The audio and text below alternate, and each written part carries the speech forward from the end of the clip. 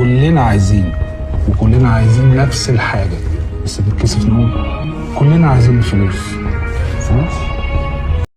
احنا في زمن بطاقة الإنسان فلوسه فلوسه بس عليه. اسأل الجعان. في ناس بتخسر صحابها عشان الفلوس. الحياة بقت فلوس، ومحدش بيسأل التاني دلوقتي انت جبت فلوسك منين؟ ممكن تجيبها عن طريق شريك. يبقى عبد الشحات.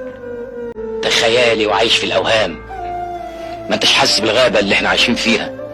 ضعيف الإزاك هو اللي بيتجاذب الرجلين، ميزان قوتك هو رصيدك في البنك. قصص حب بتنتهي عشان الفلوس، حروب بتقوم، جنود بتتقتل، ستات بتترمل، أطفال بتتيتم، كل ده ليه؟ عشان الفلوس. المشكلة إن إحنا بنقعد نجمع في الفلوس عشان نعيش كويس، وبعد ما نجيب الفلوس الفلوس مش كل حاجة، لا، الفلوس كل حاجة.